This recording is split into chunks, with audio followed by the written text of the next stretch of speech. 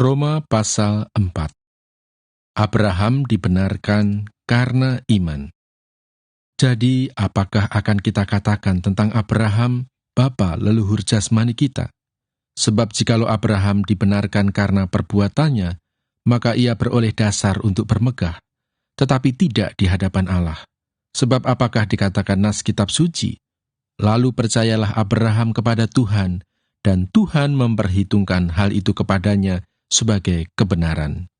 Kalau ada orang yang bekerja, upahnya tidak diperhitungkan sebagai hadiah, tetapi sebagai haknya. Tetapi kalau ada orang yang tidak bekerja, namun percaya kepada Dia yang membenarkan orang durhaka, imannya diperhitungkan menjadi kebenaran. Seperti juga Daud menyebut berbahagia orang yang dibenarkan Allah, bukan berdasarkan perbuatannya. Berbahagialah orang yang diampuni pelanggaran-pelanggarannya, dan yang ditutupi dosa-dosanya. Berbahagialah manusia yang kesalahannya tidak diperhitungkan Tuhan kepadanya. Adakah ucapan bahagia ini hanya berlaku bagi orang bersunat saja, atau juga bagi orang yang tak bersunat? Sebab telah kami katakan bahwa kepada Abraham iman diperhitungkan sebagai kebenaran. Dalam keadaan manakah hal itu diperhitungkan? Sebelum atau sesudah ia disunat? Bukan sesudah disunat, tetapi sebelumnya. Dan tanda sunat itu diterimanya sebagai meterai kebenaran berdasarkan iman yang ditunjukkannya sebelum ia bersunat. Demikianlah ia dapat menjadi bapa semua orang percaya yang tak bersunat, supaya kebenaran diperhitungkan kepada mereka, dan juga menjadi bapa orang-orang bersunat, yaitu mereka yang bukan hanya bersunat, tetapi juga mengikuti jejak iman Abraham, bapa leluhur kita, pada masa ia belum disunat. Sebab bukan karena hukum Taurat telah diberikan janji kepada Abraham dan keturunannya, bahwa ia akan memiliki dunia, tetapi karena kebenaran berdasarkan iman. Sebab jika mereka yang mengharapkannya dari hukum Taurat menerima bagian yang dijanjikan Allah, maka sia-sialah iman dan batalah janji itu. Karena hukum Taurat membangkitkan murka, tetapi di mana tidak ada hukum Taurat, di situ tidak ada juga pelanggaran. Karena itulah, kebenaran berdasarkan iman supaya merupakan kasih karunia, sehingga janji itu berlaku bagi semua keturunan Abraham, bukan hanya bagi mereka yang hidup dari hukum Taurat, tetapi juga bagi mereka yang hidup dari iman Abraham. Sebab Abraham adalah bapa kita semua, seperti ada tertulis, "Engkau telah kutetapkan menjadi bapa banyak bangsa," di hadapan Allah, yang kepadanya ia percaya, yaitu Allah yang menghidupkan orang mati, dan yang menjadikan dengan firman-Nya apa yang tidak ada menjadi ada. Sebab sekalipun tidak ada dasar untuk berharap, namun Abraham berharap juga dan percaya bahwa ia akan menjadi bapa banyak bangsa menurut yang telah difirmankan. Demikianlah banyaknya nanti keturunanmu.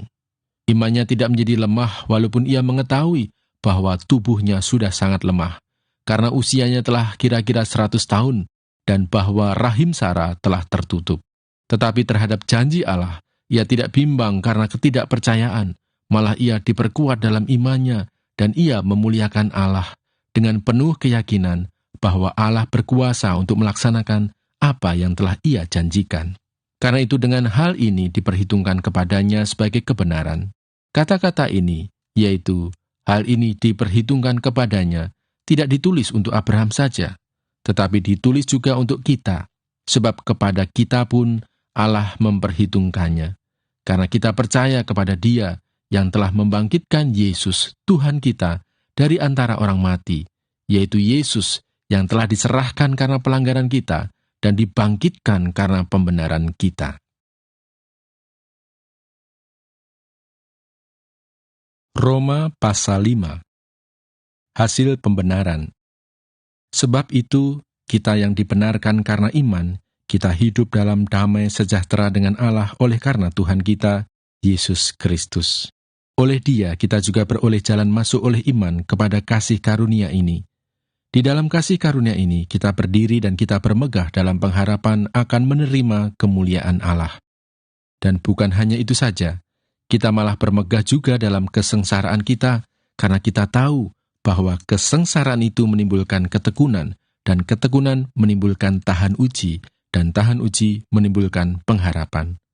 Dan pengharapan tidak mengecewakan, karena kasih Allah telah dicurahkan di dalam hati kita oleh Roh Kudus yang telah dikaruniakan kepada kita. Karena waktu kita masih lemah, Kristus telah mati untuk kita orang-orang durhaka pada waktu yang ditentukan oleh Allah. Sebab tidak mudah seorang mau mati untuk orang yang benar, tetapi mungkin untuk orang yang baik ada orang yang berani mati. Akan tetapi Allah menunjukkan kasih-Nya kepada kita. Oleh karena Kristus telah mati untuk kita, ketika kita masih berdosa. Lebih-lebih, karena kita sekarang telah dibenarkan oleh darah-Nya, kita pasti akan diselamatkan dari murka Allah.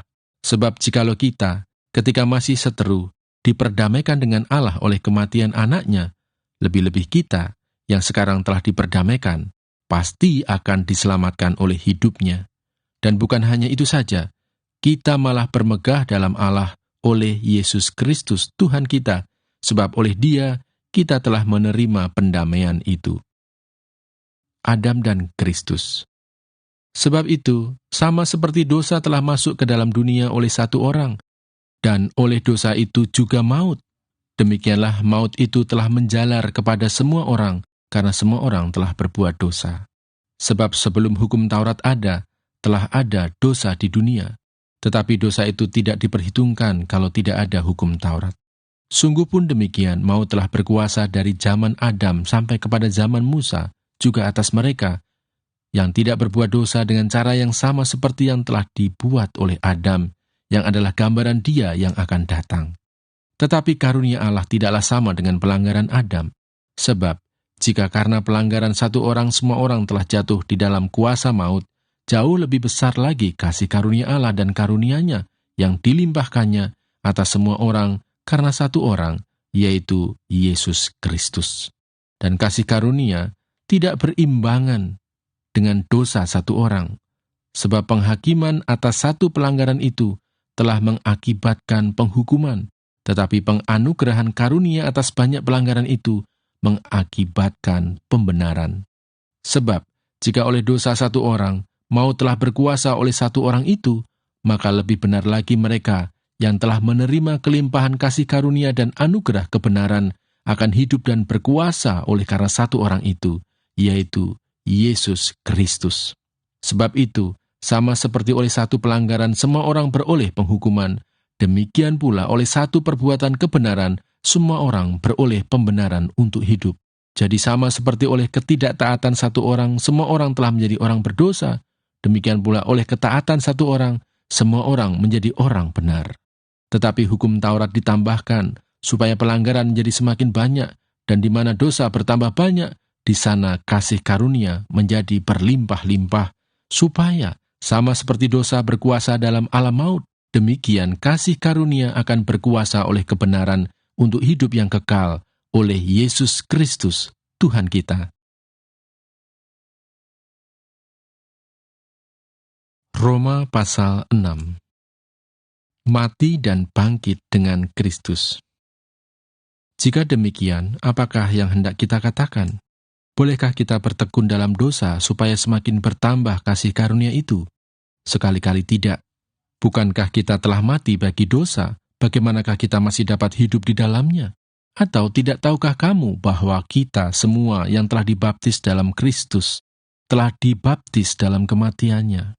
Dengan demikian, kita telah dikuburkan bersama-sama dengan Dia oleh baptisan dalam kematian, supaya sama seperti Kristus telah dibangkitkan dari antara orang mati oleh kemuliaan Bapa, demikian juga kita akan hidup dalam hidup yang baru. Sebab jika kita telah menjadi satu dengan apa yang sama dengan kematiannya, kita juga akan menjadi satu dengan apa yang sama dengan kebangkitannya. Karena kita tahu bahwa manusia lama kita telah turut disalibkan, supaya tubuh dosa kita hilang kuasanya, agar jangan kita menghambakan diri lagi kepada dosa. Sebab siapa yang telah mati, ia telah bebas dari dosa. Jadi jika kita telah mati dengan Kristus, kita percaya bahwa kita akan hidup juga dengan Dia. Karena kita tahu bahwa Kristus, sesudah Ia bangkit dari antara orang mati, tidak mati lagi, maut tidak berkuasa lagi atas Dia. Sebab kematiannya adalah kematian terhadap dosa, satu kali dan untuk selama-lamanya, dan kehidupannya adalah kehidupan bagi Allah. Demikianlah hendaknya kamu memandangnya, bahwa kamu telah mati bagi dosa, tetapi kamu hidup bagi Allah dalam Kristus Yesus. Sebab itu hendaklah dosa jangan berkuasa lagi di dalam tubuhmu yang fana, supaya kamu jangan lagi menuruti keinginannya. Dan janganlah kamu menyerahkan anggota-anggota tubuhmu kepada dosa untuk dipakai sebagai senjata kelaliman, tetapi serahkanlah dirimu kepada Allah sebagai orang-orang yang dahulu mati, tetapi yang sekarang hidup. Dan serahkanlah anggota-anggota tubuhmu kepada Allah untuk menjadi senjata-senjata kebenaran. Sebab kamu tidak akan dikuasai lagi oleh dosa, karena kamu tidak berada di bawah hukum Taurat, tetapi di bawah kasih karunia. 2 macam perhambaan. Jadi bagaimana? Apakah kita akan berbuat dosa karena kita tidak berada di bawah hukum Taurat, tetapi di bawah kasih karunia? Sekali-kali tidak. Apakah kamu tidak tahu bahwa apabila kamu menyerahkan dirimu kepada seseorang sebagai hamba untuk mentaatinya, kamu adalah hamba orang itu yang harus kamu taati, baik dalam dosa yang memimpin kamu kepada kematian, maupun dalam ketaatan yang memimpin kamu kepada kebenaran. Tetapi syukurlah kepada Allah, dahulu memang kamu hamba dosa, tetapi sekarang kamu dengan segenap hati telah mentaati pengajaran yang telah diteruskan kepadamu. Kamu telah dimerdekakan dari dosa dan menjadi hamba kebenaran. Aku mengatakan hal ini secara manusia karena kelemahan kamu, sebab sama seperti kamu telah menyerahkan anggota-anggota tubuhmu menjadi hamba kecemaran dan kedurhakaan yang membawa kamu kepada kedurhakaan. Demikian hal kamu sekarang harus menyerahkan anggota-anggota tubuhmu menjadi hamba kebenaran yang membawa kamu kepada pengudusan. Sebab waktu kamu hamba dosa, kamu bebas dari kebenaran, dan buah apakah yang kamu petik daripadanya? Semuanya itu menyebabkan kamu merasa malu sekarang, karena kesudahan semuanya itu ialah kematian. Tetapi sekarang, setelah kamu dimerdekakan dari dosa, dan setelah kamu menjadi hamba Allah, kamu beroleh buah yang membawa kamu kepada pengudusan, dan sebagai kesudahannya ialah hidup yang kekal. Sebab upah dosa ialah maut, tetapi karunia Allah ialah hidup yang kekal dalam Kristus Yesus, Tuhan kita.